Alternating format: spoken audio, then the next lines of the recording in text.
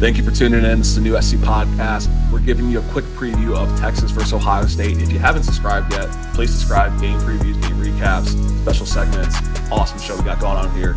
Awesome game we have coming up here. Texas versus Ohio State, the Cotton Bowl, taking place in Dallas, Texas, or Arlington, Texas, where the boys and the Cowboys play. Right now, the spread is Ohio State favored by 6, and the over-under is 53.5. What are we thinking here at the new SC podcast? Yeah, I think this is a great game. I think it's the better of the two games, and not to discredit Penn State or Notre Dame, but I think me and a lot of other people are feeling like this is a pre-national championship. Whoever wins this game is going to be favored coming into next week's championship game. It's a good matchup, and they're going to start the 2025 season off with the same matchup. Texas will be traveling to Ohio State in August, so whoever loses this game will get a rematch, but this is the one that matters a little bit more. Public is big on Ohio State right now in Vegas, and I think for good reason. They're coming off of 2 absolute beatdowns against Tennessee and Oregon. They look fairly unbeatable at this point until you remember that just over a month ago, they only put up an abysmal score and got beat by Michigan at home. So it's crazy. It's the tale of two stories over the last month and a half of this Ohio State team. But right now they're hot.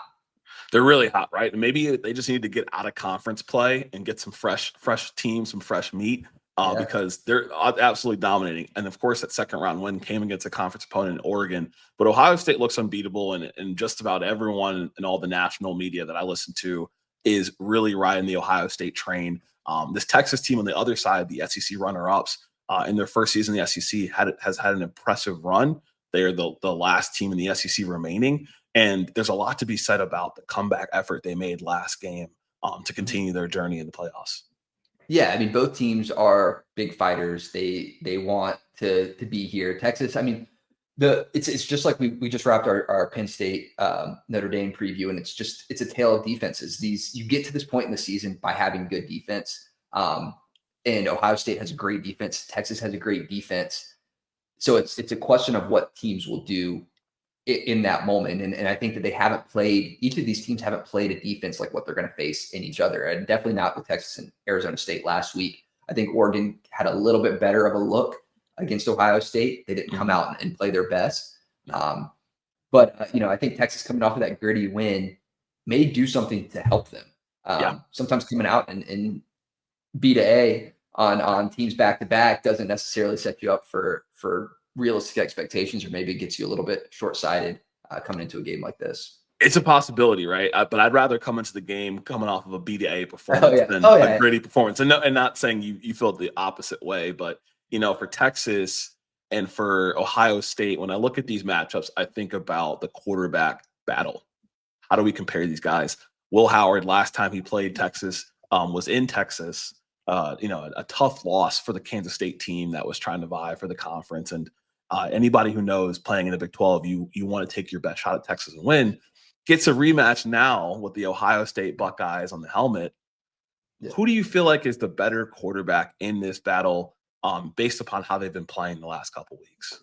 I think right now, Will Howard is the better quarterback if you need a play. Right now, I don't think that Quinn Ewers, and I've said this many times on here, is the guy to get it done for you. He has weapons that make the play.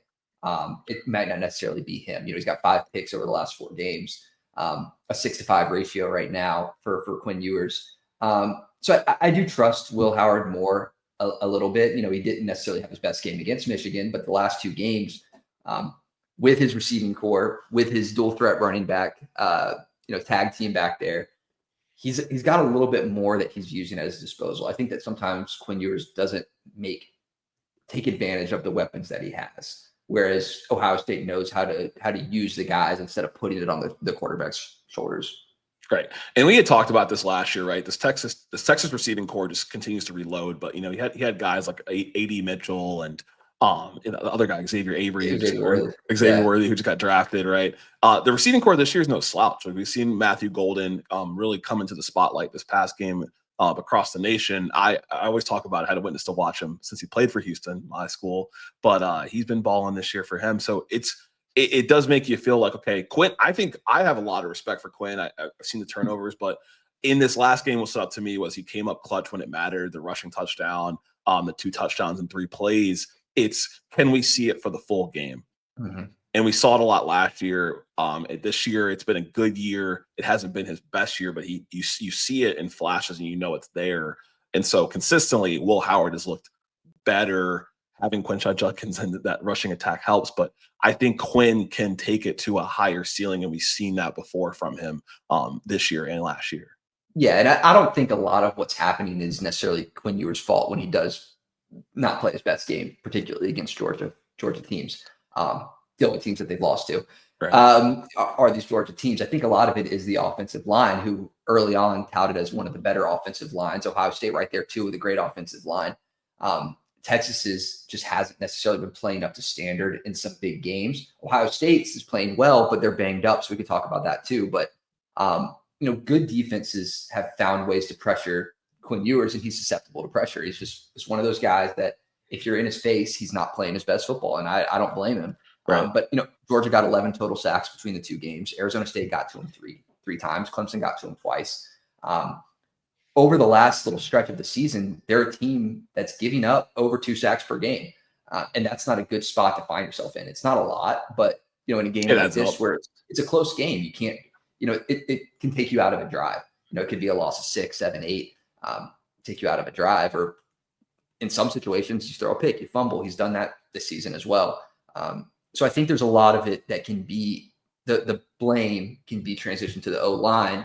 And the reason I feel comfortable saying that is because of what the rushing has looked like at the worst points of the season for Texas. It's inconsistent. And I don't blame it on Wisner. I don't blame it on Jaden Blue. I blame it on offensive line for not necessarily giving them the opportunity to break open. Yeah. And it's definitely been something that we've seen in their losses, like you mentioned, against Georgia. And it's an area where they're going to have to prove out in this tough opponent, probably the toughest opponent of the season, that they have the horses up front, in addition to Kelvin Banks, the Outland Trophy winner, to allow Contravion Wisner to play his part and to help balance this offense out. It's going to be a battle between guys like Matthew Golden and Jeremiah Brown, and defensively, what does Texas have? Do they have an answer for guys like Caleb Downs and Jack Sawyer is really the question. Yeah, it's going to be tough to get those outside runs going. Ohio State really good off the edge. They're 4th in rush yards given up per season. They're only giving up 2.7 per carry. It'll be a tough one, and I don't know. If anyone's listened to our Penn State preview, we said it there too. It's if the rushing attack is shut down, I'm not sure that Texas can find themselves in a pass-only situation against this Ohio State team. Great safety play, good DB play. You got playmakers. They're going to try to get those playmakers involved. Matthew Golden, Silas Bolden with the kickoff return touchdown. Like, they have guys out there that can make plays. Yeah.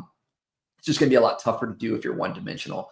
So, and I don't think that Ohio State offensively necessarily is going to have it easy either. I think that, they've maybe been cruising a little bit these past 2 games against faltering secondaries. Yeah, and we've seen Oregon's defense kind of have some issues in the conference championship, even against Ohio State the first time they played. Giving up over 28 points.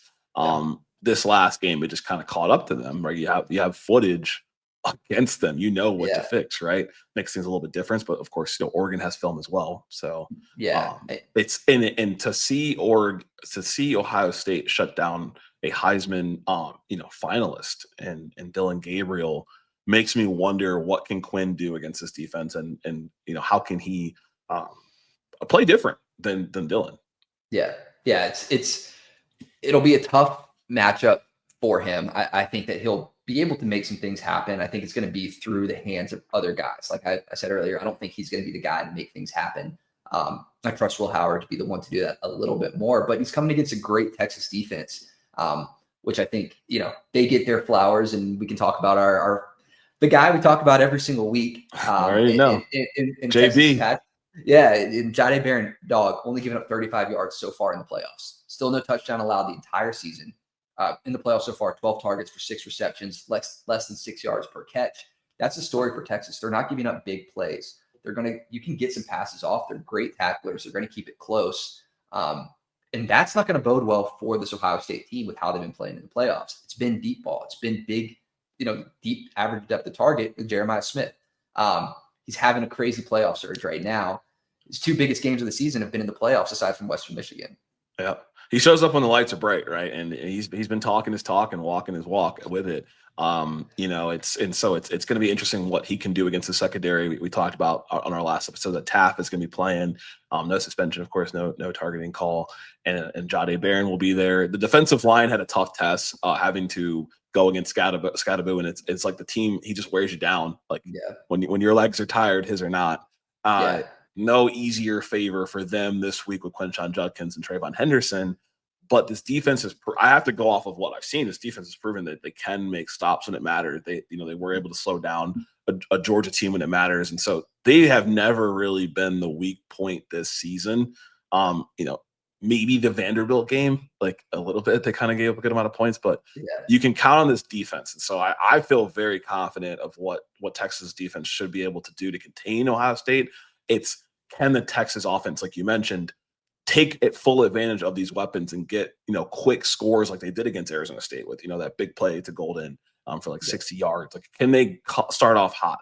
I worry if they start off in the deficit, but if they start off hot, it's a completely different game and they have the momentum in Dallas, Texas, their home state. Yeah, I mean, it's a battle of the trenches to me. Ohio State, they've been hot this year. They only lost the one game to Oregon. They got that back. So the game that they haven't been able to avenge, the Michigan game, what happened in that game to beat Ohio State? And I think that they just got outmuscled. The Michigan team was overtly physical, dominated at the point of attack, and Texas can possibly do that. The O-line, when they're firing, is solid. The D-line is solid. And I think, like I mentioned earlier, we haven't really dove into it, but Ohio State's O-line is banged up. They have some mismatched pieces that's been performing up to this point, but they haven't faced Texas's pass rush. So I think if Texas is going to win this game, it's how do you outmuscle this team and force them to shorten their attack. You don't let guys in. Yeah, you don't let guys in behind. You don't let Will Howard sit in the pocket and throw 40-yard bombs, to Jeremiah Smith like Oregon was letting them do. I don't think that they'll have that opportunity. I think that the depth of target is going to be closer. I think that Texas will have opportunities to shut down the rushing attack, but it's all about the muscle in this one. Yeah. It's definitely going to come down to the muscle, the trenches, and whose legs can outlast the other. I totally agree with you, right? What can Texas's defense do against this Ohio State rushing attack? Can Texas get their rushing offense going? Does Quinn take advantage of these weapons? And he had a good game last game, 3 touchdowns, but can he do it for the full 4 quarters? Can he show us a belt to ass performance? Let's they have the talent around him to do so. He has the abilities as well. Final predictions in this one. What you got? Yeah, I mean, I think for Texas to win in this game, the under would need to hit. I don't think that they'll be able to outscore an Ohio State team. If Ohio State's scoring, they'd have to hold them to under 24. In my opinion, I don't see Texas offense being savvy enough in this game. So I like Ohio State to win, Texas to cover. I got Ohio State 24-20. Okay. All right. So I got Ohio State 38-20 in this one. Like I said, I think they are able to have their way. Texas is able to score. It's just going to be this is a very impressive Ohio State team. Yeah, very, very impressive Ohio State team. Yeah, they're going to find themselves maybe facing off in a rematch against Penn State or against a good Notre Dame team. Everyone likes Ohio State. I think it's for good reason. But Texas could come out and show us something different. It'll be a good game this Friday. It'll definitely be a really good game. And so thank you for tuning in. This is the new SC podcast, game previews, game recaps. Hit that subscribe button and come kick it with us. Until next time.